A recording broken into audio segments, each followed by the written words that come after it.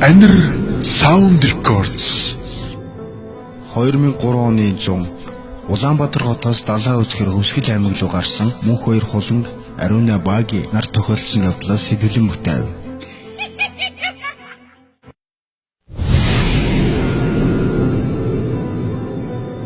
Дугаар сарын 14-ний өдөр үд өнгөрч байхад 22-ын товчоо өнгөрч байлаа.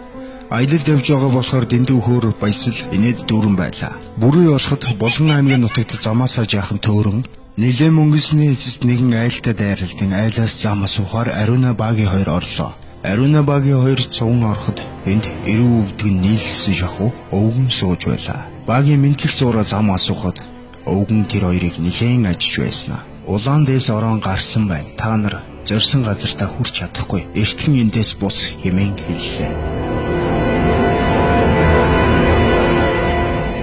Ариуна нэлийн сүсэг бишрэлтэй болохоор буцхыг Багид санал болгов. Харин Баги энэ хүртэл явчаад юу яриад байгаа юм? Тэр хоёрт битгий энэ тухай дурсаараа янз бүрийн юм бодчихно. За бушуул явъя хэмээн замдрангуу хэлээд машиндаа суулаа. Ариунаш машинд суун тэр тухай бараг л мартаж өргөч. Шүнжэнгөө явсны эцэст үүр хаярхын алдад замын цайны газарт хоол идэж аваад цааш явлаа. Тэр цайны газраас Хөвсгөл аймгийн мөрөн хот ороход ердөө 3 цаг яваад хүрэх ажээ.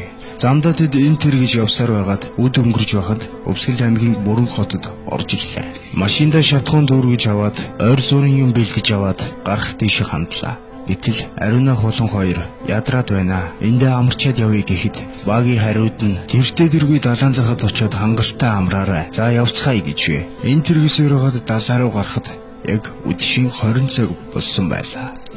Мөрөн хотоос цааш гарan ойролцоогоор 42 км явж байлаа. 700 гаруй километр зүгээр явж ирсэн машины дугуй гинт учир бүтээлээр хаврав.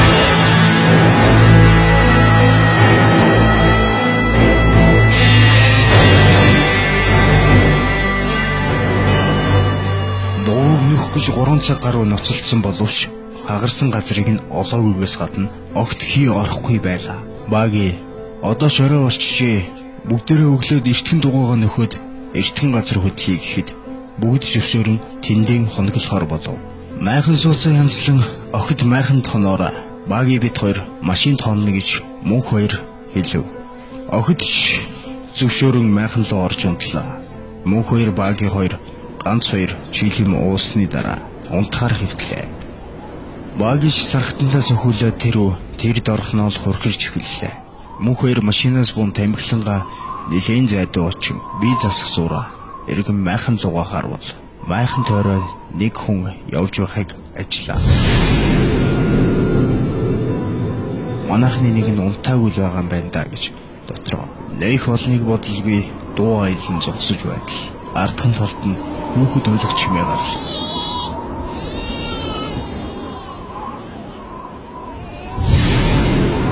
Мөнх хоёр чачин эргэн хараад "Өчтөр энэ чинь юу вэ?" хэмээн майхан лугаа гүн очтол тэднийхнээс хүн болсон битгээл бүгд сэрг шинжгүй хөрхрөн унтаж байлаа. Хэсэг хугацааны дараа өнөөх хүүхдийн дуу бараг дэрэгдэн ирсэн мэт чанга дугаар өөлөж эхэллээ. "Ой Баги, хүч Баги шисэрдэ. Энэ юу ч юм бэ? Чи сонсоод тахтай босод ирлээ хүч." "Өө яасан бэ? Унтмаар байна штэ." "Чиний сонсч ин энэ муухай дуг. Яг хүүхдүүлээд байгаа штэ. Сонслоо чи." Энэ үү? Чи ч гинэн байна да. Энээс айгаад байгаа юм. Эн чинь зүгээр л харс дуурж штэ. Чимээгүй унт.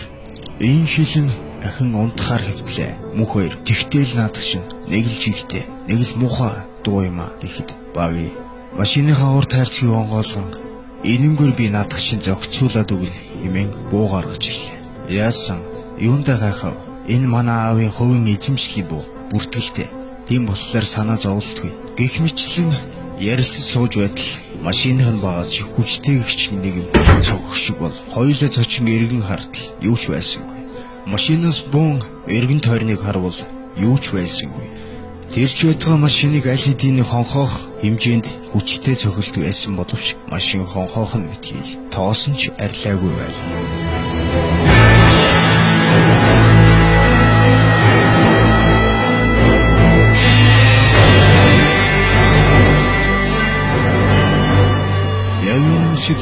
Дахин майхны тэнд чимээ гарлаа. Хоёул майхан руу харж байтал унтлахын цагаан ховц өмссөн, үсээ задгаалсан Ариуна нойрмоглон бие засгаар гарч иртэл Баги айсандаа буу алдлаа. Майхан дотроос сулан орилон юу болоод байгаа юм бэ хэмээн гарч иртэл аль хэдийн майхны үүдэн дээр Ариуна цусандаа хутгалдан хэвтэж байлаа. Баги хэсэгтээ шоконд орж байснаа бүгд нааша майхан руу орцгоо хэмээн Баги зандарн тушаалаа. Буу барьсан Багигаас айн мөн тэр болсон явдлыг харсан болохоор айдастай давтан ухаандас майхан руу гүн орлоо. Баги араас нь орж ин би алаагүй энд ямар нэгэн юм болоод байна хэмээн тойн урт нь оруулан сандран ярьж эхэллээ. Хууланч уйлсаар Багич мөнх хоёрыг хараа салгалгүй хянан харж байлаа. Энэ байдал үргэлжлсээр үүр хаярахын алдад Баги буланг машин руу оруулж төгжээд мөнх хоёрыг машины дугуйг яралтай нөхөх хэмээн тушаалаа. Мөнх хоёр машины дугуй нөхөх гэж машины дэргэд ирэхэд их сонин юмыг үзжээ.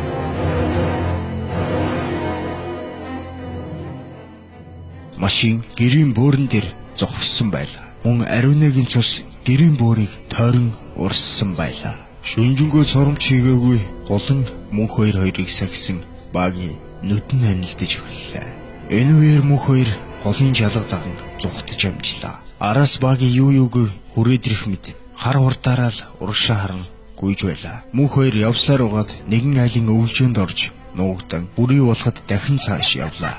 Ямар ч хэсэн ойр хавьд нутгийн айл байгаа хүн амтантай уулзаж ушуухан төв бараадж цагтаад мэдэгдэх хэмээн дотроо бодон явлаа. Бивч мөнх хоёрын санснаар болсонгүй. Цааш явах тусам өөрийгөө хаана явж байгаа, хаашаа явж байгаагаа ч мэдлгүй. Чиглэл алдсан байж. Бүрий болоход дахин хүүхдийн ойлгох чимээ сонсогдсон араас нь дагаж байгаа мэт уйлсаар байлаа. Мөнх хоёр нилээн явсны эцэст газар суудал өнөөх гэрийн бөөрөн дээр дахин ирсэн байлаа.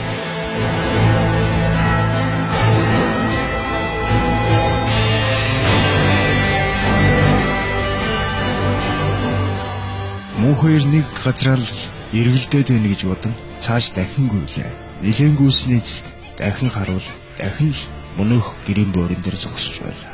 Тэрч байтугай гэрийн бөөрөн дээрээс холдох гэтэл би хүссэн мэт хөдөлж болохоо байлаа. Мөн өнөөх хүүхдийн ойлгохтун бүр хажууд нь ирж эмэгтэй хүн ам авраарай хэмээн нүдэнд нь шатаж байгаа хүний би харагджээ. Мөн Ариунагийн цусан тутгалдсан би тэнд хэвтэж байлаа. Төд хөдөлгөөн мөнх хоёрын өөрийнх нь би шатаж байгаа мэт санагдав.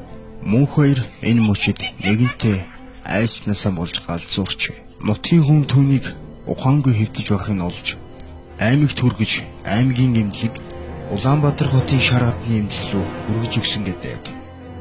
Харин хулан Баги Ариунагийн цогц одоо болтол олдоогүйс гадна тэднийг харсан хүнч үгүй.